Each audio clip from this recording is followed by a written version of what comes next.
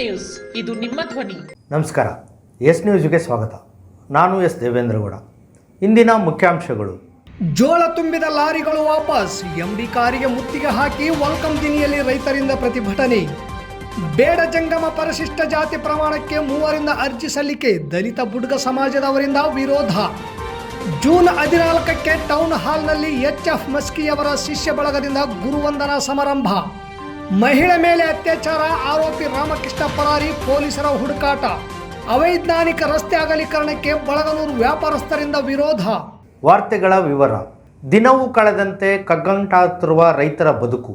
ಸಂಪೂರ್ಣ ಜೋಳ ಖರೀದಿಗಾಗಿ ಎಷ್ಟೇ ಹೋರಾಟ ಮಾಡಿದರೂ ಸಹ ತಪ್ಪದ ಗೋಳು. ಇಂದು ವಲ್ಕಂದಿನ್ನಿ ಗ್ರಾಮದಲ್ಲಿ ರೈತರು ಮತ್ತೆ ದಿಢೀರ್ನೆ ಪ್ರತಿಭಟನೆಗೆ ಇಳಿದರು. ವಿಷಯ ತಿಳಿದು ಆಹಾರ ಇಲಾಖೆ MD ಜಗದೀಶ್ ಆಗಮಿಸುತ್ತಿದ್ದಂತೆ ಅವರ ಕಾರಿಗೆ ರೈತರು ಮುತ್ತಿಗೆ ಹಾಕಿ ಪ್ರತಿಭಟಿಸಿದರು. ಬುಧವಾರದಂದು ಸುಮಾರು 8 ಲಾರಿಗಳು ಜೋಳ ತುಂಬಿಕೊಂಡು ಕಂಪ್ಲಿ ಹಾಗೂ ವಡ್ಡರಹಟ್ಟಿ ಗೋಡಾನ್ಗೆ ಹೋದರೆ ಅಧಿಕಾರಿಗಳು ಜೋಳ ಖರೀದಿಸಲಿಲ್ಲ. ಜೊತೆಗೆ TAPMC ಅಧಿಕಾರಿಗಳು ಕೂಡ ಜೋಳ ತೂಕ ಮಾಡಿಕೊಳ್ಳಲು ನಿರಾಕರಿಸಿದ್ದರಿಂದ ಗುರುವಾರ ವೆಲ್ಕಮ್ ದಿನ್ನಿ ಸೊಸೈಟಿಗೆ ತಹಸೀಲ್ದಾರ್ ಅರುಣ್ಕುಮಾರ್ ದೇಸಾಯಿ ಹಾಗೂ ಆಹಾರ ಇಲಾಖೆಯ MD ಜಗದೀಶ್ ಅವರು ಭೇಟಿ ನೀಡಿದಾಗ ನೂರಾರು ಸಂಖ್ಯೆಯಲ್ಲಿ ಪ್ರತಿಭಟನೆ ನಿರತರಾಗಿದ್ದ ರೈತರಿಂದ ಅಧಿಕಾರಿ ಕಾರಿಗೆ ಮುತ್ತಿಗೆ ಹಾಕಿ ಪ್ರತಿಭಟಿಸಿದ ಘಟನೆ ಜರುಗಿದೆ. ತಾಲೂಕಿನಲ್ಲಿರುವ ಎಲ್ಲ ಸೊಸೈಟಿಗಳಿಗೆ ಜೋಳದ ಟೆಸ್ಟಿಂಗ್ ಮಿಷನ್ ಕೊಟ್ಟು ಸಮಸ್ಯೆ ಬಗೆಹರಿಸುವ ಭರವಸೆಯನ್ನು ಅಧಿಕಾರಿಗಳಾದ MD ಜಗದೀಶ್ ಹಾಗೂ ತಹಸೀಲ್ದಾರ್ ಅರುಣ್ಕುಮಾರ್ ದೇಸಾಯಿ ಭರವಸೆ ಕೊಟ್ಟಿದ್ದಾರೆಂದು ರೈತ ಮುಖಂಡ ಅಮೀನ್ ಪಾಷಾ ದಿದಿಗೆ ತಿಳಿಸಿದರು. ಈ ವೇಳೆ DH ಪೂಜಾರ್, ಬಸವರಾಜ್ ಗೋಡಿಹಾಳ್, ಬಸವಂತರಾಯಗೌಡ ಕಲ್ಲೂರ್, ಬಸವರಾಜ್ ಹಂಚಿನಾಳ್, ಚನ್ನಬಸವನಗೌಡ ಬನ್ನಿಗನೂರು, ಬಸವರಾಜ್ ಬನ್ನಿಗನೂರು, ರಮೇಶ್ ಪಾಟೀಲ್ ಬೇರ್ಗಿ, BN ಯರದಿಹಾಳ್ ಸೇರಿದಂತೆ ಅನೇಕ ರೈತರಿದ್ದರು. ಬೇಡ ಜಂಗಮ ಪರಿಶಿಷ್ಟ ಜಾತಿ ಪ್ರಮಾಣ ಪತ್ರ ನೀಡುವಂತೆ ಕೋರಿ ಸಿಂಧೂರಿನ 3 ಜನರು ಅರ್ಜಿ ಸಲ್ಲಿಸಿದ್ದು, ಲಿಂಗಸ್ಕೂರು ಸಹಾಯಕ ಆಯುಕ್ತರು ಆದೇಶದನ್ವಯ ಗುರುವಾರ ನಗರದ ತಹಸೀಲ್ದಾರ್ ಕಾರ್ಯಾಲಯದಲ್ಲಿ ಗ್ರೇಡ್ 2 ತಹಸೀಲ್ದಾರ್ ಅವರ ನೇತೃತ್ವದಲ್ಲಿ ಸಭೆ ನಡೆದಿದ್ದು, ಯಾವುದೇ ಕಾರಣಕ್ಕೂ 3 ಜನರಿಗೆ ಬೇಡ ಜಂಗಮ ಪರಿಶಿಷ್ಟ ಜಾತಿ ಪ್ರಮಾಣ ಪತ್ರ ನೀಡಬಾರದು ಎಂದು ದಲಿತ ಮುಖಂಡರು ಹಾಗೂ ಬುಡಗ ಸಮಾಜದ ಮುಖಂಡರು ವಿರೋಧ ವ್ಯಕ್ತಪಡಿಸಿ ಆಕ್ಷೇಪಣೆ ಬಗ್ಗೆ ಮನವಿ ಸಲ್ಲಿಸಿದ್ದಾರೆ. ಸಿಂಧನೂರಿನ ರವಿ ಹಿರೇಮಠ್, ಬಸವರಾಜ್ ಬಾದರ್ಲಿ ಹಾಗೂ ಶರಣಯ್ಯ ಸ್ವಾಮಿ ಎನ್ನುವವರು ಬೇಡ ಜಂಗಮ ಪರಿಶಿಷ್ಟ ಜಾತಿ ಪ್ರಮಾಣ ಪತ್ರ ನೀಡುವಂತೆ ತಹಸೀಲ್ದಾರ್ ಕಚೇರಿಗೆ ಅರ್ಜಿ ಸಲ್ಲಿಸಿದ್ದು, VA ಹಾಗೂ RI ಅವರ ಪಂಚನಾಮೆಯಲ್ಲಿ ಅರ್ಜಿ ತಿರಸ್ಕರಿಸಲಾಗಿದೆ. ಆದಾಗ್ಯೂ ಬೇಡ ಜಂಗಮ ಪ್ರಮಾಣ ಪತ್ರ ನೀಡುವಂತೆ ಲಿಂಗಸ್ಕೂರು ಸಹಾಯಕ ಆಯುಕ್ತರಿಗೆ ಮನವಿ ಸಲ್ಲಿಸಿದ್ದಾರೆ. ಈ ಬಗ್ಗೆ ಕೂಲಂಕುಷವಾಗಿ ಪರಿಶೀಲನೆ ನಡೆಸಿ ಮುಂದಿನ ಕ್ರಮ ಕೈಗೊಳ್ಳಲು ವರದಿ ನೀಡುವಂತೆ ತಹಸೀಲ್ದಾರರಿಗೆ ಸೂಚಿಸಿದ್ದಾರೆ.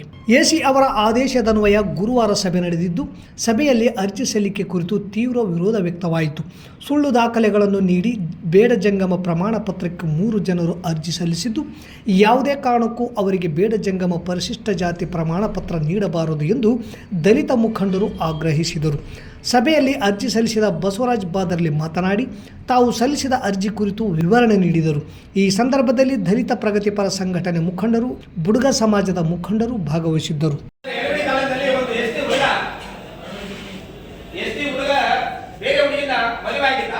ಅದು DC ಅವರು ಏನು ಮಾಡಿದ್ರೆ ಫೈನಲ್ ಯಾವ್ದು ಆರ್ಡರ್ ತಗೊಂಡ್ರೆ ಅಂತಂದ್ರೆ ಅವ್ರು ಎಳವರು ಬರ್ತಾರಲ್ಲ, ಎಳವರು ಆಧಾರ ತಗೊಂಡು ನಿಮ್ ತಾತ ಮುತ್ತಾತ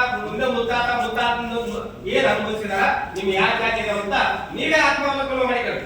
ಯಾಕಂತಂದ್ರೆ ನಾವು ಆರ್ಥಿಕವಾಗಿ ಕರ್ತರದಲ್ಲಿ ಇರ್ತಕ್ಕಂಥವ್ರು, ಬೇಡಿ ತಿಂದಂತವ್ರು, ಸಾಮಾಜಿಕ ನಿಂದನೆಗೆ ಒಳಪಟ್ಟಂತವ್ರು, ಅತ್ಯಾಚಾರಕ್ಕೆ ಒಳಪಟ್ಟಂತವ್ರು ಮನೆ ಬಸ್ಕೊಂಡಿದೀವಿ.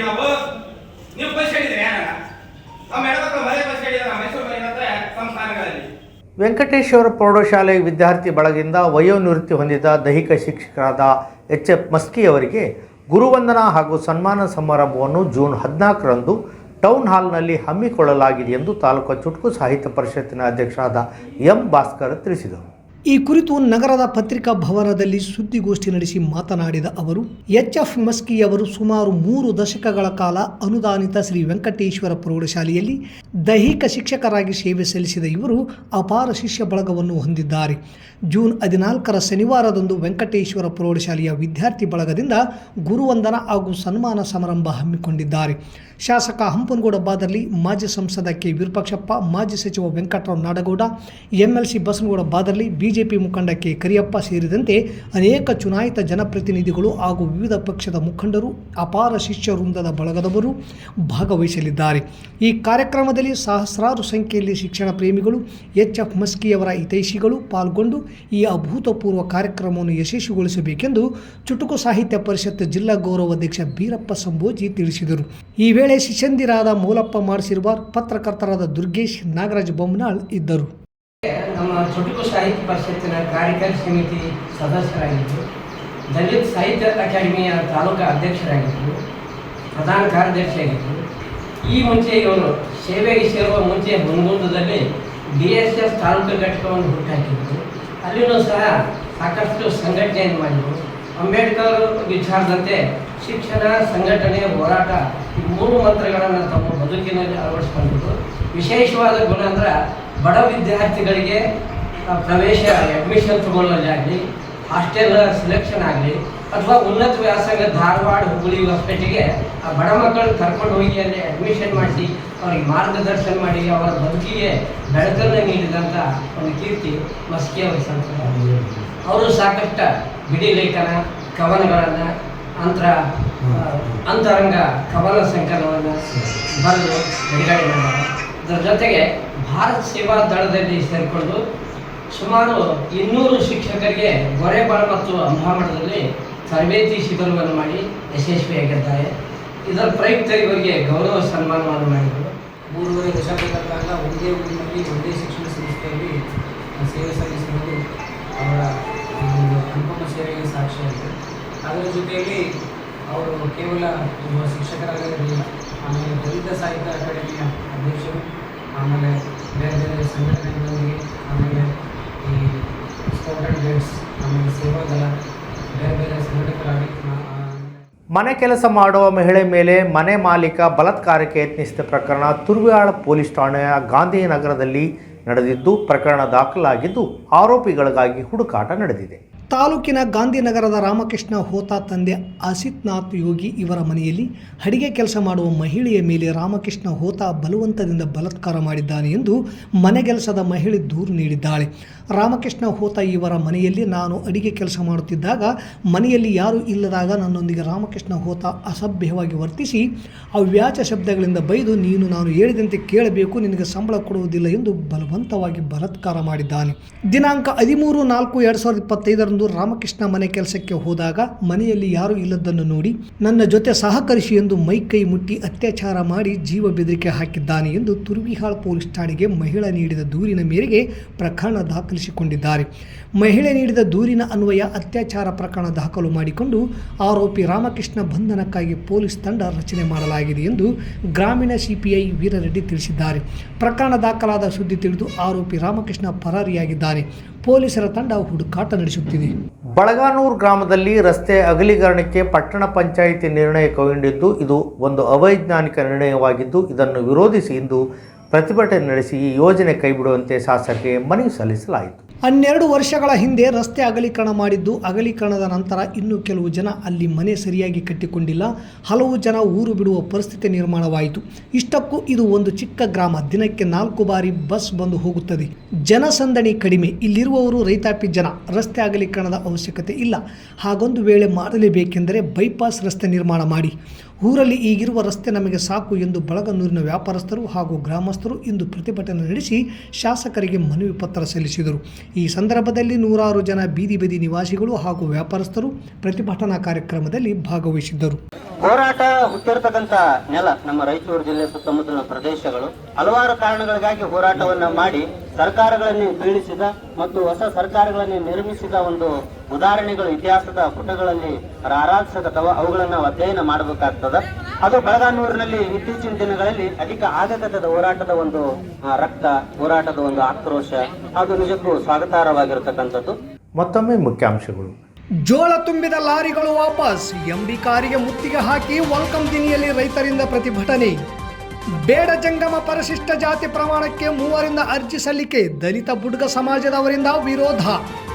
ಜೂನ್ 14ಕ್ಕೆ ಟೌನ್ ಹಾಲ್ನಲ್ಲಿ ಎಚ್.ಎಫ್. ಮಸ್ಕಿಯವರ ಶಿಷ್ಯ ಬಳಗದಿಂದ ಗುರುವಂದನಾ ಸಮಾರಂಭ. ಮಹಿಳೆ ಮೇಲೆ ಅತ್ಯಾಚಾರ, ಆರೋಪಿ ರಾಮಕೃಷ್ಣ ಪರಾರಿ, ಪೊಲೀಸರ ಹುಡುಕಾಟ. ಅವೈಜ್ಞಾನಿಕ ರಸ್ತೆ ಅಗಲೀಕರಣಕ್ಕೆ ಬಳಗನೂರು ವ್ಯಾಪಾರಸ್ಥರಿಂದ ವಿರೋಧ. ಇಲ್ಲಿಗೆ ವಾರ್ತಾ ಪ್ರಸಾರ ಮುಕ್ತಾಯವಾಯಿತು. ನಿರಂತರ ಸುದ್ದಿಗಾಗಿ ವೀಕ್ಷಿಸಿ ಎಸ್ ನ್ಯೂಸ್. ಇದು ನಿಮ್ಮ ಧ್ವನಿ. ನಮಸ್ಕಾರ. ನಿಮ್ಮ ಮಕ್ಕಳ ಉಜ್ವಲ ವಿದ್ಯಾಭ್ಯಾಸಕ್ಕಾಗಿ ಹಿಂದೆ ಭೇಟಿ ಕೊಡಿ Indira Priyadarshini central school English ಮಾಧ್ಯಮ ಶಾಲೆ, ಸತ್ಯ ಗಾರ್ಡನ್ ಹತ್ತಿರ, ಸಿಂಧನೂರು. 2025-26ನೇ ಸಾಲಿನ ಪ್ರವೇಶಗಳು ಪ್ರಾರಂಭ. ನರ್ಸರಿಯಿಂದ 10ನೇ ತರಗತಿಗೆ ಪ್ರವೇಶ ಬಯಸುವವರು ಹಿಂದೆ ಸಂಪರ್ಕಿಸಿ. ಸುಸಜ್ಜಿತ ಶಾಲಾ ಕೊಠಡಿಗಳನ್ನು ಹೊಂದಿರುವ CBSE ಮಾನ್ಯತೆ ಪಡೆದ ಏಕೈಕ ಶಾಲೆಯಾಗಿದೆ. ವಿಶಾಲವಾದ ಕ್ರೀಡಾ ಮೈದಾನ, ಉತ್ತಮ ವಾತಾವರಣ, ನಗರಕ್ಕೆ ಹತ್ತಿರ ಇರುವ ಶಾಲೆಯಾಗಿದೆ. ನರ್ಸರಿಯಿಂದ 10ನೇ ತರಗತಿಯ ಎಲ್ಲ ವಿದ್ಯಾರ್ಥಿಗಳಿಗೆ ಭದ್ರತೆಯಿಂದ ಕೂಡಿದ ವಿದ್ಯಾ ವಿಧಾನವನ್ನು ಒದಗಿಸುವುದು ನಮ್ಮ ಗುರಿ. ಮಾಂಟೆಸರಿ ವಿಧಾನ, ಅಬಕಾಸ್, ಇನ್ನಿತರ ಪಠ್ಯೇತರ ಚಟುವಟಿಕೆಗಳಿಂದ ನರ್ಸರಿಯಿಂದಲೇ ಮಕ್ಕಳ ಸರ್ವತೋಮುಖ ಬೆಳವಣಿಗೆಗೆ ನಮ್ಮ ಆದ್ಯತೆ. ನವೀಕರಿಸಲಾದ science lab, maths lab, computer lab, library ಸೌಲಭ್ಯ ಹೊಂದಿದೆ. ನರ್ಸರಿ, LKG ಮತ್ತು UKG ವಿದ್ಯಾರ್ಥಿಗಳಿಗೆ ವಿಶೇಷ ಚಟುವಟಿಕೆ ಆಧಾರಿತ LAB ಪ್ರಾರಂಭಿಸಲಾಗಿದೆ. ಮಕ್ಕಳ ಬೆಳವಣಿಗೆಗೆ ಕರ್ಸಿವ್ ಹ್ಯಾಂಡ್ ರೈಟಿಂಗಿಗೆ ಮೊದಲ ಆದ್ಯತೆ. ಮಕ್ಕಳ ದೈಹಿಕ ಹಾಗೂ ಮಾನಸಿಕ ದೃಢತೆಗಾಗಿ ಇನ್ನಿತರ ಚಟುವಟಿಕೆಗಳಾದ ಇಂಡೋರ್ ಮತ್ತು ಔಟ್ಡೋರ್ ಕ್ರೀಡೆಗಳು, ಯೋಗ, ಸಂಗೀತ, ಚಿತ್ರಕಲೆ, ಕ್ವಿಜ್ ಕಾಂಪಿಟೇಷನ್ಗೆ ತರಬೇತಿ ನೀಡಲಾಗುತ್ತದೆ. ಉತ್ತಮ ಸ್ನಾತಕೋತ್ತರ ತರಬೇತಿ ಪಡೆದ ಶಿಕ್ಷಕರಿಂದ ಥಿಯರಿ ಮತ್ತು ಪ್ರಾಕ್ಟಿಕಲ್ ವಿಷಯಗಳ ಬೋಧನೆಯಿಂದ ಸತತವಾಗಿ 16 ವರ್ಷಗಳಿಂದ 10ನೇ ತರಗತಿಯಲ್ಲಿ ಜಿಲ್ಲಾ ಮಟ್ಟ ಹಾಗೂ ತಾಲೂಕು ಮಟ್ಟದಲ್ಲಿ ಅತ್ಯುತ್ತಮ ಫಲಿತಾಂಶ ನಮ್ಮದಾಗಿದೆ. ಸೈನ್ಸ್ ಎಕ್ಸಿಬಿಷನ್ಗಾಗಿ ಬಯೋ ರಂಗೋಲಿಯ ಕೌಶಲ್ಯ ನಮ್ಮ ವಿದ್ಯಾರ್ಥಿಗಳ ಕೌಶಲ್ಯಕ್ಕೆ ಉದಾಹರಣೆಯಾಗಿದೆ. ನಿಮ್ಮ ಮಕ್ಕಳ ಸುಂದರವಾದ ಭವಿಷ್ಯ ನಿಮ್ಮ ಕನಸಾದರೆ ಅದನ್ನು ನನಸಾಗಿಸುವುದು ನಮ್ಮ ಶಾಲೆಯ ಅಂತಿಮ ಗುರಿ. ನೈತಿಕ ಮತ್ತು ಮಾದರಿ ಆಧಾರಿತ ಶಿಕ್ಷಣಕ್ಕೆ ಮೊದಲ ಆದ್ಯತೆ ನೀಡುತ್ತಿದ್ದೇವೆ. ವಿಜ್ಞಾನ ಪ್ರದರ್ಶನ, ಚಂದ್ರಯಾನ 3, ಸಾವಯವ ಕೃಷಿ ವಿಧಾನಗಳು ಸಹ ವಿಶೇಷ ಪ್ರಯೋಗಗಳನ್ನು ನಮ್ಮ ವಿದ್ಯಾರ್ಥಿಗಳು ಮಾಡುತ್ತಿದ್ದಾರೆ.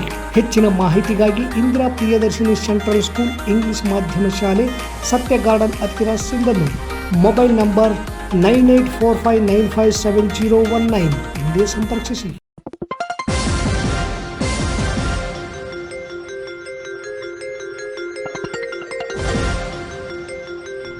ಎಸ್ ನ್ಯೂಸ್, ಇದು ನಿಮ್ಮ ಧ್ವನಿ.